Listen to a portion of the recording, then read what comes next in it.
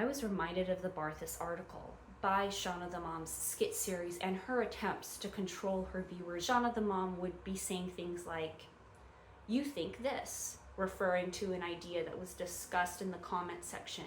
Then she would say, "But maybe you missed this."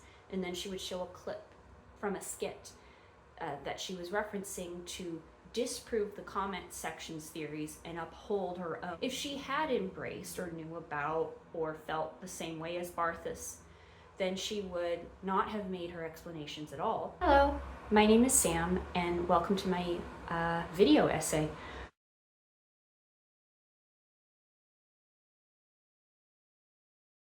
So in this video essay, I'm going to be talking about the process of artists or creators letting go of their creative work by using some videos I have recently seen by a YouTube channel called Shawna the Mom. The video in question I'm going to be focusing on is called "Let's Unpack the Thai Stuff," and I will leave a link down below. I use this video as a jumping off point to dive into the post-structuralist concept that was outlined by Barthes called "The Death of the Author." For those of you unfamiliar with the content of the channel Shawna the Mom, she posts primarily short skits in a video format that can be viewed on YouTube called YouTube Shorts. And they cover mostly social situations concerning parenting and more specifically motherhood. Shawna the Mom has a number of skits that contain reoccurring characters, and they interact with each other in an ongoing series. And this ongoing storyline takes multiples of these shorts to be viewed from start to finish. More recently, Shawna the Mom has created longer format videos, so she has left the shorts format. And in those videos, she puts together compilations of particular storylines so that her viewers can actually watch a story plotline from beginning to end. Shawna the Mom has also started to post explanation videos more recently, where she appears to be gentle parenting her viewers about some of the dialogue or the shorts that she feels the audience has overlooked or misunderstood. This is a singular reaction that I don't think I've ever seen anyone do before. The reaction in the comment section seems to be supportive of this explanation video. At least that's the feedback so far that I've seen in her comment section of that video. For the sake of posting a counterpoint, I wanted to use this as an opportunity to do something actually a little bit more fun for me. I want to discuss post-structuralism. Now, I want to do this because my background is in literature analysis, and I find discussing different analytical techniques fun. If you're not familiar with the field or post-structuralist theory, that's okay. My goal is to talk about this theory so that you can learn about it and that anyone can follow along.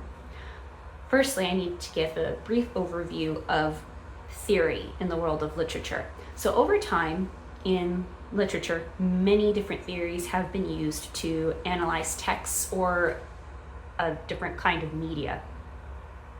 These theories have origins outside of literature as well as within it. For instance, various theories from psychology have been implemented and applied to books or poems or paintings, films, or in my case, a YouTube video, and it can give us a deeper understanding or insight into the creative work in question. So theories are tools, you can think of them that way. They're used to examine creative works with the goal of better understanding the work, or to dissect or to just deconstruct the work itself to gain a better understanding of the work. So you can think of the theories as a lens through which the person who's analyzing the work is using to better see what is going on. You are free to use several lenses at once. You're not limited to just one. And you can use different combinations of different theories depending upon what exactly you want to dissect and explore. As a brief example, you have Freudian theory that can be used in tandem with feminist theory when you watch the third movie in the Pirates of the Caribbean series, World's End. You can use these two theories together to dissect the portrayals of the relationships between the fictional characters. We would do this to try and unearth the undercurrents of the writing and the portrayal of father and son, men and women, father or daughter. You get the idea, as they are presented in that film. The goal of this would be to dig into a particular scene or the entire film. In the case of a singular scene, let's talk about the Pirate Council scene. It can make looking at this scene be far more dynamic and enriching. But you can also take that exact same scene and apply completely different lenses, and your results can be very different.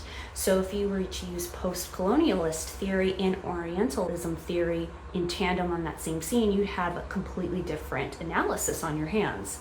So this is to say that by using different theories, we can learn a lot of other interpretations of a singular creative work or a portion of a creative work. Or it can help us identify underlying ideas that are in the work that might not be apparent at first glance. Some theories are older than others, and some of them are more popular than others. So there are trends in literary and art analysis and the use of theories. The one that I'm talking about today comes from the post-structuralist movement, which I'm not going to go into what exactly the post-structural movement is. You can pretty easily find various people explaining it in a very succinct way, and that's not the focus of this video. This video is talking about specifically an article written by a man named Roland Barthes, which is called The Death of the Author. There are many summaries of that article, and you can also find the article for free online because it is an older text. I am going to link one way to find it down below, and if you for some reason cannot use this link, I'm sure you can find it other ways.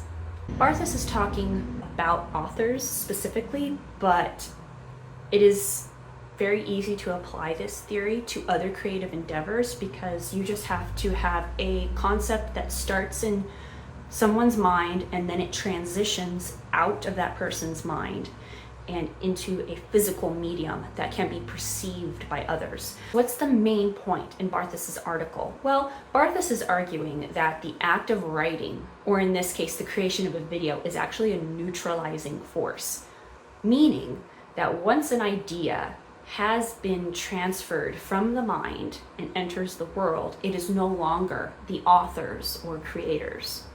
According to Barthes, once a fact has been narrated, he would say, it has now been disconnected from its origin. And when, quote, the author enters into his own death, writing begins, end quote. Barthes uses the term death to show that this is a final and complete process of disconnection from the idea being brought into the world.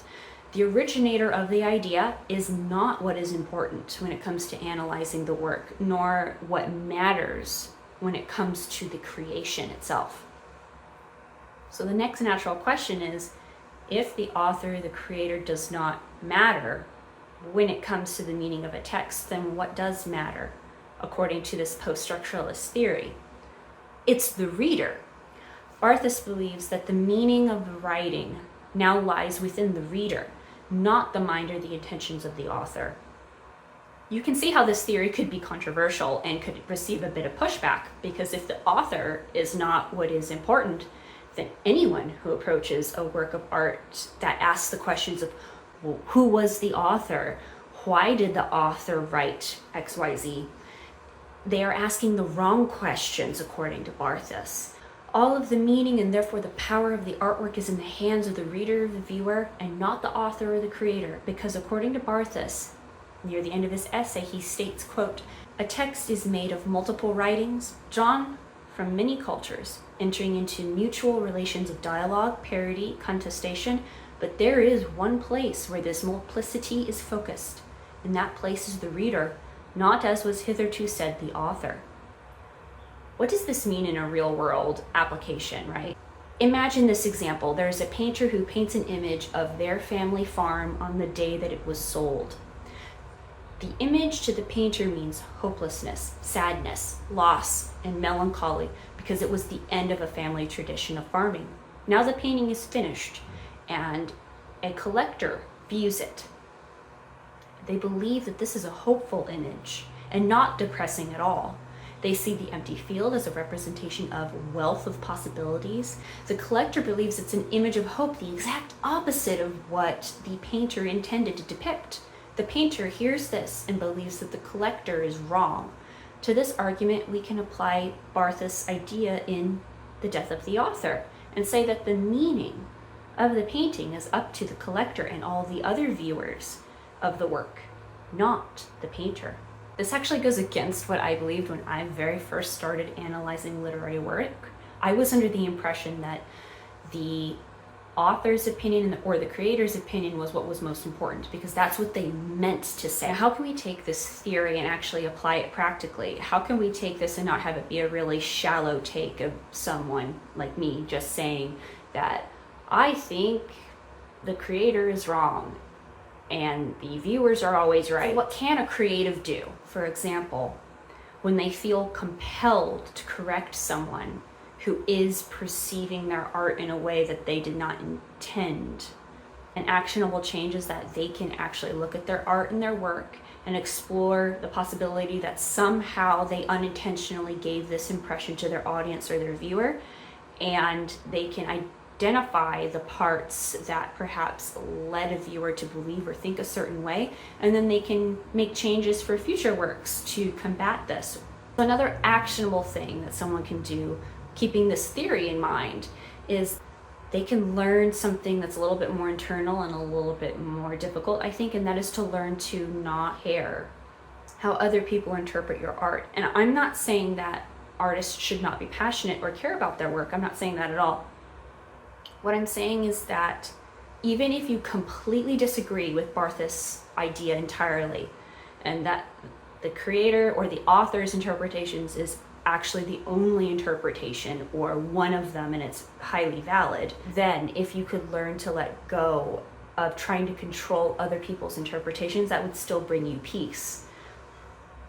Because the only other option here is to release a disclaimer or an explanation video with every single creation that contains an exact breakdown of why this means this and not that. Shawna the Mom has taken on this responsibility as a channel to explain what her skit really means. And Shawna the Mom has made it clear that she feels that there is a right or a wrong way to understand these skits on her channel. If she had embraced or knew about or felt the same way as Barthes, then she would not have made her explanations at all and would have let her work speak for itself and speak to the audience in whatever way it spoke to them, even if they didn't see the whole series. Their interpretations are valid. The nature of the shorts on YouTube and their current presentation method creates a very unique experience for all of the viewers, and that's pretty cool. It actually makes the audience all have their own cut of this storyline, and it does make the intention of the author even more unimportant. Much like what Barthes proposes, because the creator cannot control how the viewer is even presented with the various parts of the skits, and therefore things can be perceived differently depending upon the viewer's own algorithm. Even if that is not the case, and the viewers are seeing all of the parts of the plot in the correct order, and they are still not interpreting the story the way that Shawna the Mom intended it to be interpreted, according to Barthes, that doesn't matter if it's not the same as the creator's idea, because the author is dead. I hope you've enjoyed this video essay. Let me know if you have any questions.